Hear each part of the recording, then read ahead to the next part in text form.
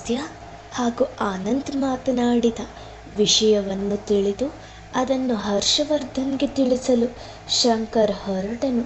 ಹರ್ಷವರ್ಧನ್ ಹೇಳಿದ ಜಾಗಕ್ಕೆ ಹೋಗಿ ಎಲ್ಲ ವಿಷಯವನ್ನೂ ತಿಳಿಸಿದನು.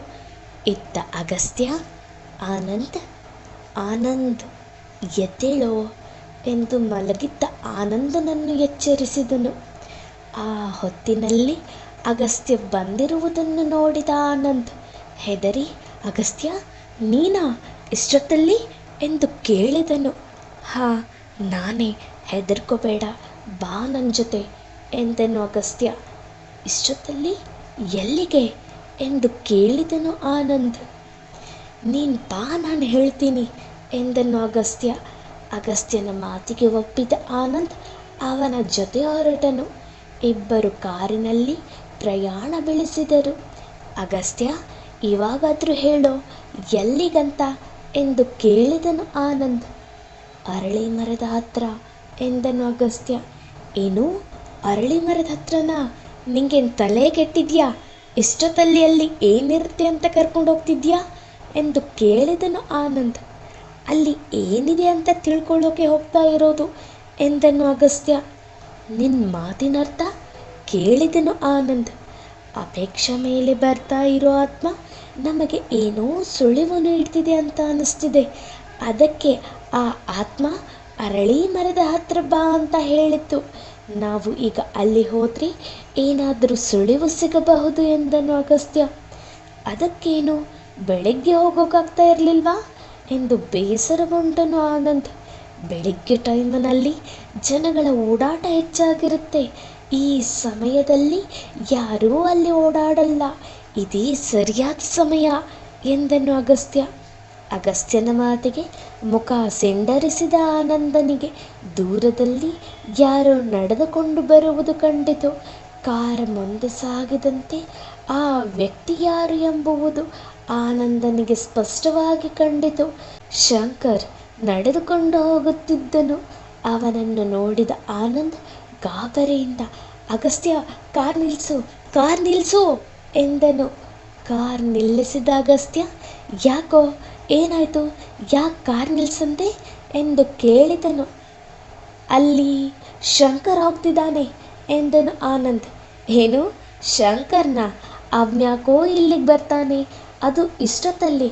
ನೀನು ಯಾರೋ ಬೇರೆಯವ್ರನ್ನ ನೋಡಿ ಕನ್ಫ್ಯೂಸ್ ಆಗಿದೆಯಾ ಎಂದನು ಅಗಸ್ತ್ಯ.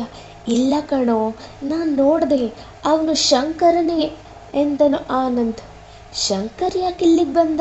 ಇಷ್ಟೊತ್ತಲ್ಲ ಅವನಿಗೆ ಇಲ್ಲಿ ಏನು ಕೆಲಸ ಎಂದನು ಅಗಸ್ತ್ಯ.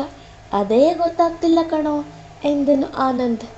ನನಗೊತ್ತಾಯ್ತು ಎಂದನು ಅಗಸ್ತ್ಯ. ಏನು ಗೊತ್ತಾಯ್ತೋ ಕೇಳಿದನು ಆನಂದ್. ನಮ್ಮಪ್ಪ ಬಂದಿದ್ದಾರೆ ಎಂದನು ಅಗಸ್ತ್ಯ. ಇನ್ನು ಅಂಕಲ್ ಬಂದಿದ್ದಾರಾ? ಅದು ಈ ಟೈಮಲ್ಲಿ ಎಂದು ಗಾಬರಿಗೊಂಡನು ಆನಂದ್. ಹೌದು, ಅವರಿಗೆ ನಮ್ಮ ವಿಷಯ ಎಲ್ಲ ಗೊತ್ತಾಗಿದೆ. ಮುಂದೆ ಏನು ಮಾಡ್ತಾರೆ ಅಂತ ತಿಳ್ಕೊಳ್ಳೋಕೆ ಇಲ್ಲಿಗೆ ಬಂದಿರೋದು. ಅದಕ್ಕೆ ಶಂಕರನ ಬರ ಹೇಳಿರೋದು ಎಂದನು ಅಗಸ್ತ್ಯ. ಹಾಗಾದರೆ ನಿಮ್ಮಪ್ಪ ಇಲ್ಲೇ ಎಲ್ಲ ಉಳ್ಕೊಂಡಿರಬಹುದು ಎಂದನು ಆನಂದ್. ಹೌದು, ಎಲ್ಲಿ ಅಂತ ತಿಳ್ಕೋಬೇಕು ಎಂದನು ಅಗಸ್ತ್ಯ. ಇರು, ಹೋಗಿ ಆ ಶಂಕರ್ನ ಕರ್ಕೊಂಡು ಬರ್ತೀನಿ. ಎರಡು ಬಿಟ್ಟರೆ ಎಲ್ಲ ವಿಷಯ ಬಾಯ್ಬಿಡ್ತಾನೆ ಎಂದು ಶಂಕರ್ನನ್ನು ಕರೆತರಲು ಕಾರ್ ಡೋರ್ ತೆಗೆದ. ಆನಂದನ್ನು ತಡೆದ ಅಗಸ್ತ್ಯ. ಬೇಡ ಆನಂದ್ ಎಂದನು ಅಗಸ್ತ್ಯ. ಯಾಕೋ ಅಗಸ್ತ್ಯ ಕೇಳಿದನು ಆನಂದ್. ಈಗಲೇ ಶಂಕರ್ನ ವಿಚಾರಿಸಿದರೆ ಮುಂದೆ ಅವರು ಏನು ಮಾಡ್ತಾರೆ ಅಂತ ನಮಗೆ ಗೊತ್ತಾಗಲ್ಲ ಎಂದನು ಅಗಸ್ತ್ಯ. ಅವ್ರ ಮುಂದೆ ಏನು ಮಾಡ್ತಾರೆ ಅಂತ ತಿಳ್ಕೊಂಡು ನಾವೇನು ಮಾಡೋದು ಎಂದನು ಆನಂದ್. ಮಾಡೋದು ತುಂಬ ಇದೆ ಆನಂದ್, ಮುಂದೆ ನಿನಗೇ ಎಲ್ಲ ಗೊತ್ತಾಗುತ್ತೆ. ಇವಾಗ ಬಾ, ಆ ಅರಳಿ ಮರದ ಹತ್ತಿರ ಹೋಗೋಣ ಎಂದು ಆನಂದನನ್ನು ಅರಳಿ ಮರದ ಹತ್ತಿರ ಕರೆದುಕೊಂಡು ಹೋದನು ಅಗಸ್ತ್ಯ. ರಾತ್ರಿ 12:30 ಸಮಯ. ತಂಪಾದ ತಂಗಾಳಿ ಮೈ ಸೋಕುತ್ತಿರಲು ಸುತ್ತಲೂ ಕತ್ತಲು. ಹುಲ್ಲು ಕಡ್ಡಿ ಬಿದ್ದರೂ ಜೋರಾಗಿ ಶಬ್ದ ಕೇಳುವಷ್ಟು ನಿಶ್ಶಬ್ದತೆ. ಆನಂದ್ ಹಾಗೂ ಅಗಸ್ತ್ಯ ಅರಳಿ ಮರದ ಸಮೀಪ ಬಂದರು. ಕಾರಿಳಿದು ಬಂದು ಅರಳಿ ಮರದ ಕೆಳಗೆ ಕುಳಿತರು. ಕೆಲ ಹೊತ್ತಿನ ನಂತರ, ಇದೇನೋ ಅಗಸ್ತ್ಯ, ಕೂತ್ಕೊಳ್ಳೋಕೆ ಇಲ್ಲಿ ಕರ್ಕೊಂಡು ಬಂದ್ಯಾ ಎಂದು ಕೇಳಿದನು ಆನಂದ್. ಆನಂದನ ಮಾತಿಗೆ ಅಗಸ್ತ್ಯ ಯಾವ ಉತ್ತರವನ್ನೂ ನೀಡಲಿಲ್ಲ. ಅಗಸ್ತ್ಯ, ಮಾತಾಡೋ, ಸುಮ್ಮನೆ ಕೂತ್ಕೊಳ್ಳೋದು ಇದ್ರೆ ಆ ಕೆಲಸನ ಮನೇಲೇ ಮಾಡ್ಬೋದಿತ್ತು ಎಂದನು ಆನಂದ್. ಇಲ್ಲ ಆನಂದ್, ಇಲ್ಲಿ ಏನೋ ಇದೆ, ಆದರೆ ಅದನ್ನು ಹೇಗೆ ಕಂಡುಹಿಡಿಯೋದು ಅಂತ ಗೊತ್ತಾಗ್ತಿಲ್ಲ ಎಂದನು ಅಗಸ್ತ್ಯ. ಏನು ಕಂಡುಹಿಡಿದೆಯೋ ಕೇಳಿದನು ಆನಂದ್. ಅಗಸ್ತ್ಯ ಅರಳಿ ಮರದ ಸುತ್ತ ಓಡಾಡಲು ಶುರು ಮಾಡಿದ. ಅಗಸ್ತ್ಯ ಏನನ್ನೋ ಹುಡುಕುವವನಂತೆ ಕಾಣುತ್ತಿದ್ದನು. ಆನಂದನಿಗೆ ಅಗಸ್ತ್ಯನ ವರ್ತನೆ ವಿಚಿತ್ರವೆನಿಸಿ ಅವನ ಬಳಿಗೆ ಹೋಗಿ, ಅಗಸ್ತ್ಯ, ಏನಿದು ನಿನ್ನ ಹುಚ್ಚಾಟ? ಈ ಕತ್ಲಲ್ಲಿ ಏನು ಸಿಗುತ್ತೆ ಅಂತ ಹುಡುಕ್ತಾ ಇದೀಯಾ? ನಾಳೆ ಬೆಳಗ್ಗೆ ಬಂದು ಹುಡ್ಕೋಣ ಬಾ ಎಂದನು. ಬೆಳಗ್ಗೆ ಬಂದರೆ ಏನೂ ಸಿಗಲ್ಲ, ಏನಾದರೂ ಮಾಡೋದಿದ್ರೆ ಈಗಲೇ ಮಾಡಬೇಕು ಎಂದು ಮತ್ತೆ ಮರದ ಸುತ್ತ ಹುಡುಕತೊಡಗಿದ. ಹೀಗೆ ಹುಡುಕುವಾಗ ಅಗಸ್ತ್ಯ ಕಾಲಿಟ್ಟ ಒಂದು ಜಾಗ ಟೊಳ್ಳಾಗಿ ಕುಸಿಯಿತು. ಅಗಸ್ತ್ಯ ಕೆಳಗೆ ಬಿದ್ದನು. ಅವನ ಬಳಿಗೆ ಬಂದ ಆನಂದ್ ಅವನನ್ನು ಮೇಲಕ್ಕೆ ಎತ್ತಿದನು. ಅಗಸ್ತ್ಯ, ಏನೂ ಆಗಲಿಲ್ಲ ತಾನೆ ಕೇಳಿದನು ಆನಂದ್. ಇಲ್ಲ ಆನಂದ್, ಐ ಆಮ್ ಫೈನ್.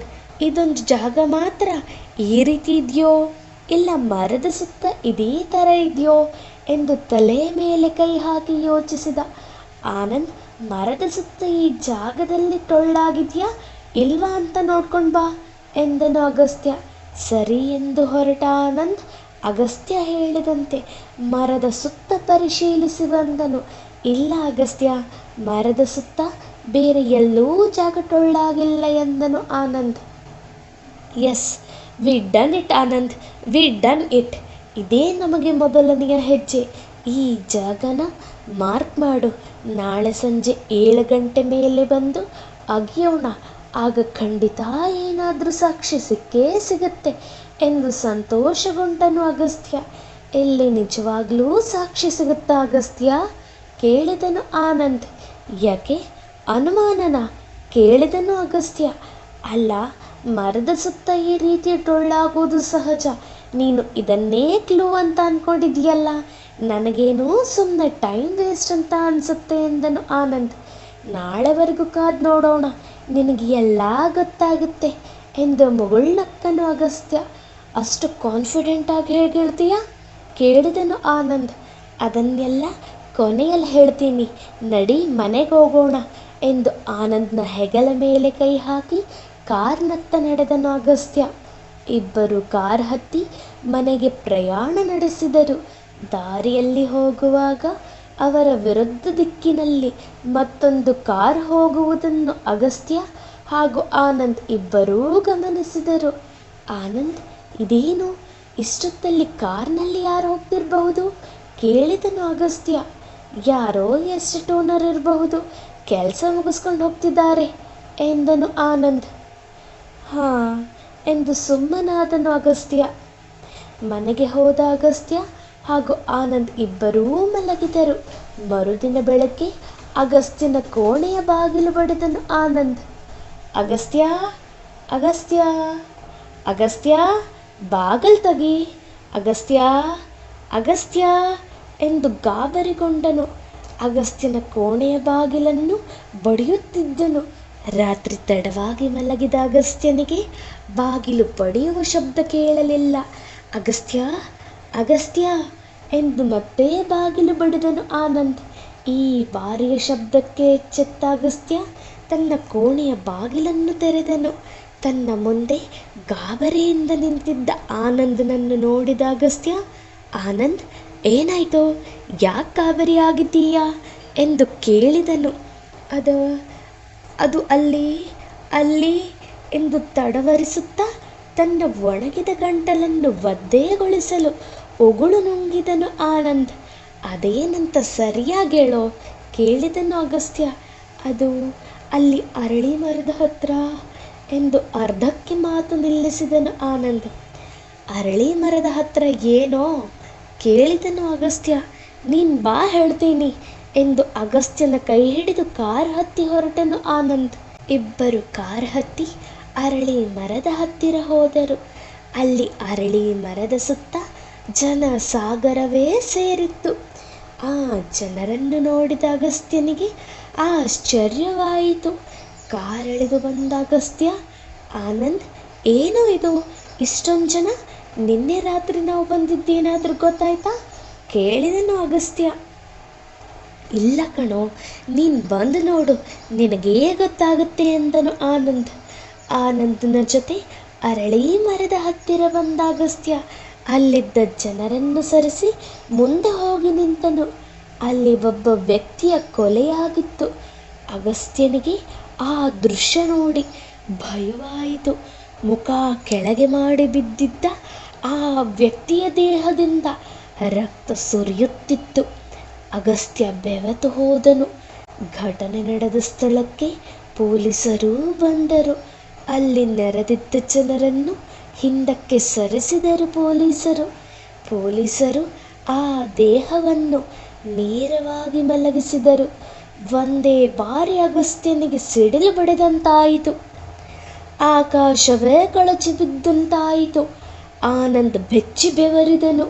ಅಲ್ಲಿ ಶವವಾಗಿ ಬಿದ್ದಿದ್ದ ವ್ಯಕ್ತಿ